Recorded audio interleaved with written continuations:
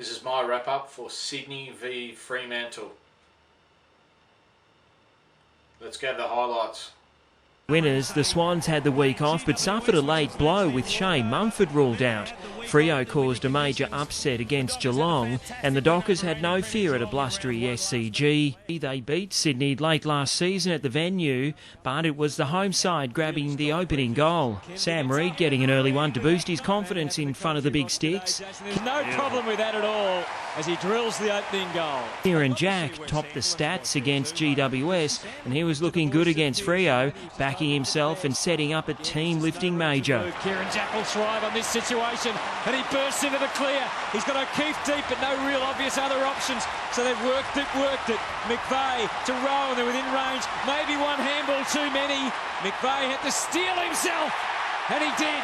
The Swans went 3 ahead before Jack Anthony made his own luck after getting the call-up to replace Hayden Ballantyne. He's got through the first part, now he's got to kick accurately. Had a look across the shoulder, looked like he wasn't sure what to do. The goal umpire almost went down on his arm, but it's a goal. Reid was looking ominous, finding the mark from just inside 50. From 48 metres out, there's all sorts of follow-up lines on that. But he's put it through. He's made a great start to his kicking. At the first break, the home side led by 14 points and they stretched the margin as Reid ended up doing it all. He's going to create some fantastic entertainment over the years, Reid. It is a good kick because they can run back with confidence. The ball might have its own mind anyway. What a mark, and it's his third goal. The response was swift. Aaron Sandilands doing the job up forward. Sydney had another young gun making his mark up forward. Rowan's against Crowley, and he's got it! Gary Rowan pushed the margin out to 22 points. The lead was 40 at half-time, Freo in major strife.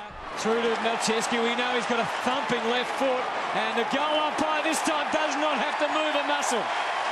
But there were concerns over Reid, who copped a knock late in the turn. Reid returned and the Swans pounced on a major blunder from Michael Johnson. Parker to Jetta, and I'll tell you what, this game has almost been burnt, and Freo crucial mistakes. Finally, after letting 5 through, Freo got one back through Clancy Pearce.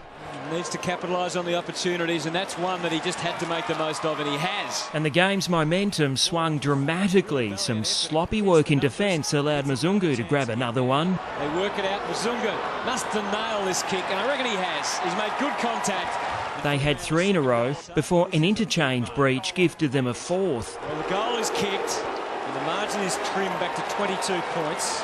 Suddenly it was looking very grim in the Sydney box and it was getting tense when Chris Mayne made it 5 in a row. Bradley's waiting for it, Pavlich, Mayne, another one to Fremantle, they are storming! The visitors kicked 6 straight before Adam Good stopped the run. Sydney 17 points ahead at the final break. Lewis Roberts-Thompson in trouble after copping an accidental knock to the head. Elbow right on the jaw from Gary Rowan as he ran by, and that's just giving him the wobbles a little bit. Kennedy set up a foot race early in the 4th and he picked the right man in Jetta. It's 2 on 1, but they've got the fastest man on wheels. Look at Jetta go! He burned them off with ease! Malcheski came off second best after a collision with Pavlich and the Dockers stayed within striking distance after Crowley goal. Crowley, another opportunity, this time on the run, this time there's no mistake, and they're still coming, Freo. 16 points down late and unlucky not to get a free kick in front of goal. Time running out for Fremantle. The Swans. Final scores: Sydney 14-10-94 to Fremantle Dockers 12-9-81. Go to my votes.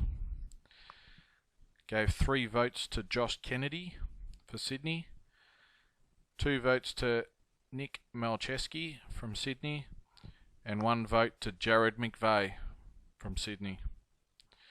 You've been watching Ash Footy TV. I'll see you next time.